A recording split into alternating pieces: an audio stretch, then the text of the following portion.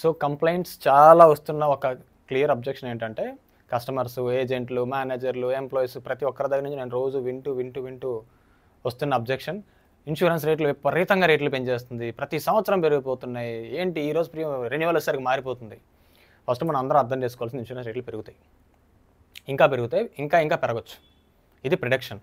ఎందుకు పెరగచ్చు అంటే government of India declare చేసింది medical inflation 14% for the next 3 years. అంటే ఈ రోజున్న వస్తువు 14% ప్రతి సంవత్సరం పెరుగుతుంది. Point is clear. సో ఇన్సూరెన్స్ల రేట్లు కూడా పెరుగుతాయి. ఎంత పెరిగిపోతున్నాయి అయినా ఇన్సూరెన్స్ల రేట్లు? హార్డ్లీ 20% కన్నా ఎక్కువ ఎవరు పెంచట్లేదే. 20% ఇన్సూరెన్స్ల రేట్లు అంటే 10,000 కట్టే వాళ్ళకి 12,000 అంతే కదా. ఎవరైనా మహా అయితే మాక్సిమం కట్టే ఒక 50,000 అనుకుందాం. 50,000 దగ్గర 20% అంటే 50,000-60,000 అవుతుంది, 10,000 పెరుగుతుంది, రైట్? సో ఇది మనం పెరిగింది అనుకుంటే హాస్పిటల్లో డాక్టర్ ఫీజు 100 రూపాయలు ఉండేది 700 అయింది. మెడిసిన్స్ ఎంత దారుణంగా పెరిగాయి. ఒకప్పుడు 2,000 రూపాయలకి ఏసీ రూమ్ వచ్చేది, ఈరోజు 5,000 కూడా రావట్లా. సో హాస్పిటల్లో మెడికల్ ఎక్స్పెండిచర్ అంత దారుణంగా పెరిగినప్పుడు, డాక్టర్ ఫీజులు పెరిగినప్పుడు, మెడికల్ ఇన్ఫ్లేషన్ ఎంత దారుణంగా ఉందని గవర్నమెంట్ ఆఫ్ ఇండియా డిక్లేర్ చేసింది. గూగుల్లోకి వెళ్ళి చెక్ చేసుకోండి. ఇంత దారుణంగా పెరిగినప్పుడు అంటే government of India is declaring very clearly ఇండియాలో మెడికల్ రేట్లు విపరీతంగా పెరుగుతాయి. ఇంత దారుణంగా పెరుగుతున్నప్పుడు ఇన్సూరెన్స్ ఎక్కడి నుంచి తెస్తుంది? ఇన్సూరెన్స్ అంటే రిస్క్ షేరింగ్ కదా. మీ దగ్గర 10,000, నా దగ్గర 10,000, ఇంకో దగ్గర 10,000, ఇలా డబ్బులు కలెక్ట్ చేసి ఎవరికైతే క్లెయిమ్ వస్తుందో వాళ్ళు భరించాలి. సో ఎవరి దగ్గర అయితే ఇంతకుముందు ఏంటి, ఇన్సూరెన్స్ అమౌంట్ కలెక్ట్ చేసేటప్పుడు రిస్క్ తక్కువ ఉండేది, షేరింగ్. సో ఎవరికైనా క్లెయిమ్ వచ్చినప్పుడు చాలా తక్కువ మందికి వచ్చేది. కానీ ఇప్పుడు ప్రతి ఒక్కరికి క్లెయిమ్లు వస్తున్నాయి, విపరీతంగా వస్తున్నాయి. దానికి సెవరల్ పారామీటర్స్ ఉన్నాయి. బికాస్ ఆఫ్ కోవిడ్ అవ్వచ్చు, పోస్ట్ కోవిడ్ కాంప్లికేషన్స్ అవ్వచ్చు, లైఫ్ స్టైల్ డిసీజెస్ అవ్వచ్చు, లేకపోతే ఒక 5-6 సంవత్సరాల నుంచి కట్టలేని వాళ్ళకి ఇప్పుడు క్లెయిమ్లు వస్తుంటాయి, అప్పటి నుంచి క్లెయిములు రాని వాళ్ళకి ఇప్పుడు క్లెయిమ్లు వస్తుంటాయి. యాక్సిడెంట్ క్లెయిమ్ అవ్వచ్చు, ఫీవర్ క్లెయిమ్లు అవ్వచ్చు, సీజనల్ ఫీవర్స్ అవ్వచ్చు. ఇన్ని క్లెయిమ్స్ పెరుగుతుంటే ఇన్సూరెన్స్ రేట్లు ఎందుకు పెరగవు? అంటే పెరిగే ప్రీమియం మనం కట్టడానికి ఇబ్బంది పడితే హాస్పిటల్లో మనం 5 లక్షల దగ్గర మెడికల్ ఇన్ఫ్లేషన్ పెరిగినప్పుడు 1,50,000 ఎక్కువ కట్టమంటే 10 లక్షల దగ్గర 14,40,000 అంటే 11,40,000 మనం బేరం ఆడకుండా కడుతున్నాంగా. సో మెడికల్ ఇన్ఫ్లేషన్ దారుణంగా పెరిగినప్పుడు ఇన్సూరెన్స్కి ఆప్షన్ ఉండదు. కస్టమర్ దగ్గర నుంచి కలెక్ట్ చేసిన అమౌంట్నే పెంచాలి.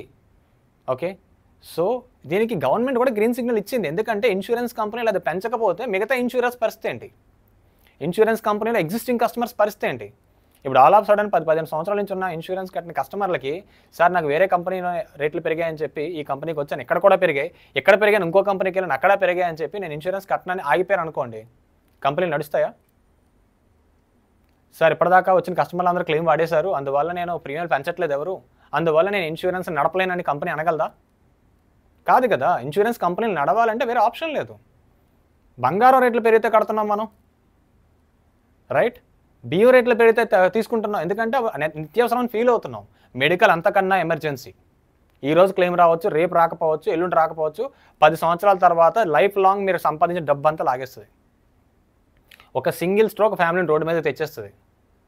అర్థమైందా? అండ్ రెండోది, మనం కడుతున్న కవరేజ్లు కూడా కరెక్ట్ కాదు. ఇన్సఫిషియెంట్ కవరేజెస్ 5 లక్షలు 10 లక్షలు ఇవి దేనికి పనికి రావు. ఎంతో కొంత బోనస్లు అలాంటివి ఉంటే అంత హెల్ప్ అవచ్చేమో తప్ప ఈ 5 లక్షల 10 లక్షల పాలసీని దయచేసి అవాయిడ్ చేయండి. మినిమం ₹1 కోటి లేకపోతే ఎందుకు రాదు పాలసీ?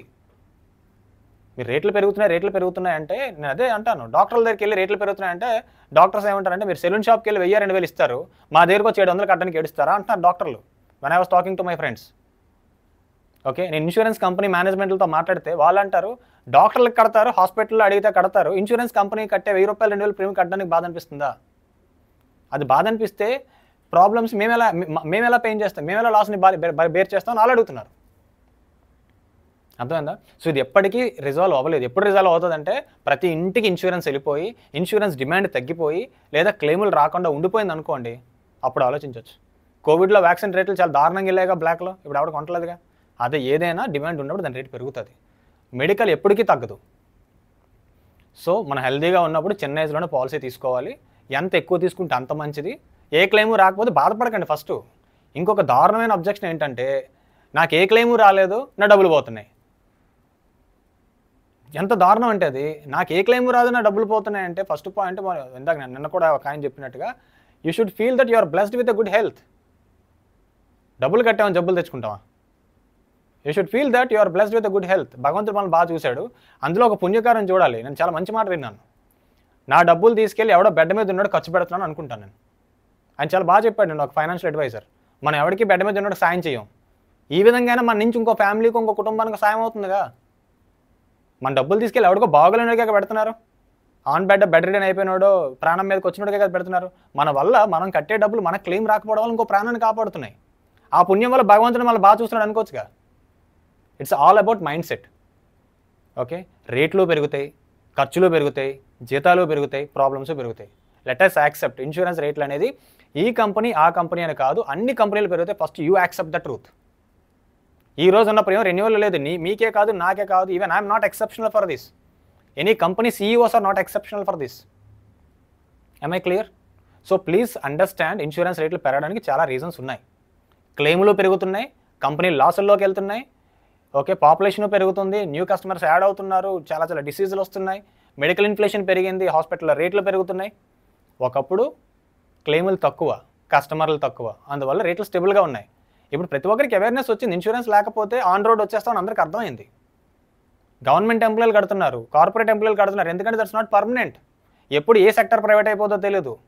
లైఫ్ లాంగ్ కార్పొరేట్ కార్డులు ఉండవు. ప్రతి ఒక్కరూ వస్తున్నారు, వచ్చినప్పుడు ఏదో క్లెయిమ్ చేస్తారు. క్లెయిమ్ చేసినప్పుడు ఒక క్లెయిమ్ లైఫ్ లాంగ్ బిల్ని ఇంపాక్ట్ చేస్తుంది.